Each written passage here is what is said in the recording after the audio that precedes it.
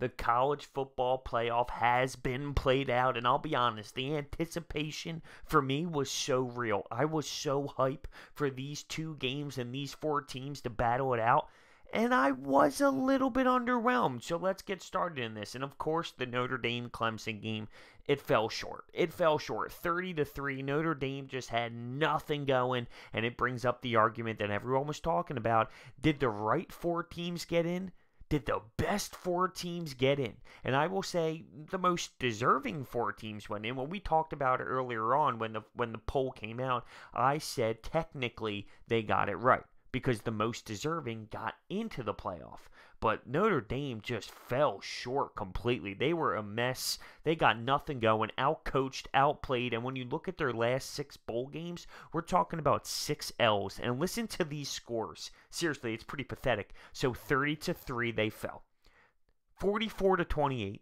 42-14, 41-14, 34-20, and 41-9.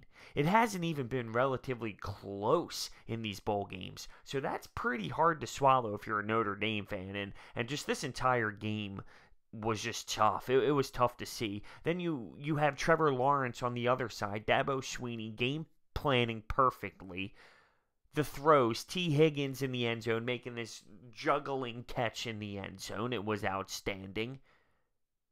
Ross going off. You know they want to go to Hunter Renfrew when they need to. 3rd downs. I'm just disappointed in Notre Dame and how they came out to play today because they weren't even ready to score 3 points on the board. You know, when you hear about the last 4 teams and these top 4 teams going to fight it out for the national championship, you don't expect a 30-3 blowout. It was boring. It was a snooze fest. It was so boring that at halftime I went to go get sushi right across the street from where I live. Bang, back at halftime once it was over. But I mean, I would never leave a game if it's close. Like, I would never leave a game. Not me. That's how bad it was. That was a snooze fest. It wasn't even relatively competitive. But then we move it on to the second game, all right? So Clemson takes it home. They move on to the national championship, and they win the Cotton Bowl. The second, the Orange Bowl. And you have Alabama coming up to a 28-0 start early in the second quarter. That looked like that was going to be a snooze fest. I'm thinking to myself, are you kidding me? Do I need to go get sushi again and come back? Now, I will say this. Credit to Oklahoma. Kyler Murray, Lincoln Riley, they battled. They fought their asses off. Let's be real. They continued to fight. They never gave up. But it did seem like Alabama just was going to win this game. You can see Oklahoma's defense, they couldn't stop it. They couldn't stop the slants. I mean, it was just standard repetition on the same plays. The slants, the slants, the slants, the slants. They couldn't stop them. And that's when I looked at Lincoln Riley when there was about 8+ minutes left. They had all their timeouts. It was about an 11-point game at this time, and he went for an onside kick. And I questioned that decision because if I was the head coach there, I am still punting it or kicking it off completely and playing the full field. But that just shows me he really just does not trust his defense whatsoever to make a stop. And I guess, I don't blame him. But I'm still playing the full length of field there, understanding how much time is really left and the timeouts. But he did not trust his defense. They couldn't stop Tua. Tua was efficient all night long, 24 of 27. He was spreading the ball out. Judy was a monster. You had, why am I drawing a blank here? Jacobs. Wow, did Jacobs have a phenomenal game. Smith had a phenomenal game, but Jacobs really took over. He was a star. Besides Tua, he was a star. Let's talk about Nick Saban on the sidelines. Throwing his headset, breaking his headset. I've never seen this Alabama team play out of sync, though. I'm talking about offsides, lining up in the neutral zone, dumb, stupid penalties after the whistle where they're pushing guys, and Nick Saban screaming in the face, the delay of game penalties. I've never seen Nick Saban to this extent in a long time. Red face, he was pissed, but you don't see this Alabama team play out of sorts like this. They normally have their head on straight and they just go out there and ball. But the emotion, is it the emotion that got the best of them? Maybe the stakes were so high, but Nick Saban, during the next, 8-9 days until they get to the national championship game, he is going to pepper in their brain, you better not be making stupid decisions like that. Because they costed them. I mean, the reason why Oklahoma got to keep some of those drives alive was because of the penalties, taking the helmet off after the whistle, just these things that you don't see Nick Saban's team ever really do. So it'll be interesting to see how that plays out in another highly emotional game against the Clemson Tigers. Now, it's obvious that when you do look at it, and you do look at these two teams, Alabama and Clemson, they are higher than everyone else. That is just the nature of the beast. It seems like it's a repetition thing. They go to the playoff, one team wins, they get the best recruiting class. It's the same thing. They get to the playoff, one of them wins, they get the best recruiting class. It's like a cycle. They are clearly at the top of the college football level. It's just facts. But when you talk about it and discuss it, the most deserving or the best, yeah, there's a difference. Because the most deserving, all those 4 teams were in this year. When you base it off the letter of the law, the most deserving got in. But of course, Georgia, it probably would have given a better fight than Notre Dame. Of course, Ohio State probably is more talented. But what do they have? They have this system. The losses, the strength of schedule, they have the system. So technically, when you look at the technicality of it, the most deserving got in. And until they fix that, this is what it's going to be. I mean, you should never have a blowout of 30-3 in a playoff to go to the national championship. That should never happen. I'm so disappointed in what Notre Dame put out on the field today. I really am. I mean, that's just kind of unacceptable. It really is. It's unacceptable. The hype for the playoff, and you're going to go out there and put up a stinker like that? Really?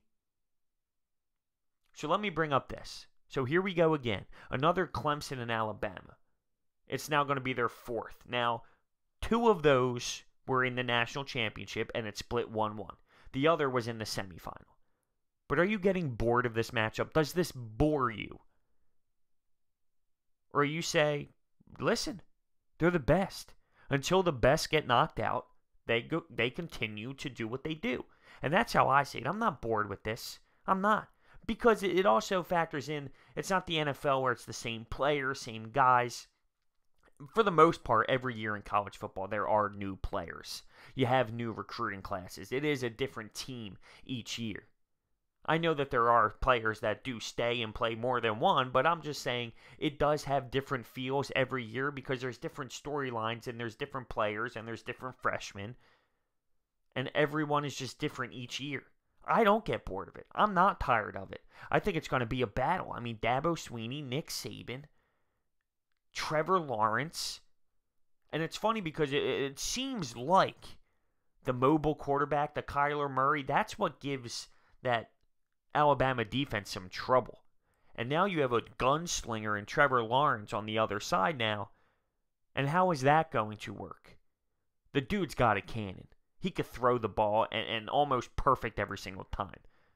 So don't get me wrong, I'm not knocking his style of play, but when you look at Alabama and what can hurt them, it's the threat like Kyler Murray was. It's going to be fun. It's going to be a battle. It's going to be emotional. It's going to be the best 2 teams in the country going at it for a national championship, and that excites me. That excites me. Now, I was also excited for this. I was excited for the Notre Dame Clemson game, and I got let down. I can't imagine that happening here, but the Oklahoma shot themselves in the foot. You can't go down 28-0. You just can't. There were some big-time plays that were reviewed early on in that, which went into Alabama's favor, which I thought they got right. But that brings me back to the Cotton Bowl and the Notre Dame-Clemson game. There was a time, and this was super, super early on, and it reminded me of an Eagles play that happened against the Cowboys when there was a clear fumble, but there wasn't enough evidence to overturn the call on the field and to see who had the football. There was a play early on, and Clemson fumbled the football. Notre Dame recovers literally in the red zone, but when they review it, it kind of looked like Clemson's, and the ball was out of bounds, but it definitely wasn't 100%. The call on the field was Notre Dame's ball. So they actually said that there was enough evidence to overturn it. And that's where I think they got it wrong. It was close. It was maybe 85% sure that it went out of bounds, but you need to be 100%, 100 to overturn the call. And that ruined the flow of the game for Notre Dame. You think about it, they had 3 points total in the football game. They get the ball in the red zone early on and potentially take a big lead. Who knows? Who knows? That could change the entire game. I did not like the call on the field. But you have to say this. They didn't respond. They had 3 points total in the football game and allowed 30. I mean, there was plenty more left in the game to be able to make a push. That's for sure. So you can't just blame it on that one play. You can't. But I didn't like it. I definitely didn't like it. So overall, I would say a little underwhelming because I thought both games were kind of controlled for one team, especially the first one. You had Oklahoma push back and fight back, but it never really got legit. It never really got serious. Alabama was in control. Oklahoma was just firing back and answering, but there was so much of a gap, especially early on, that it didn't even mean anything. So we have Alabama, Clemson, national championship. Let me know your thoughts down below. Thank you so much for watching. I'll see you next time.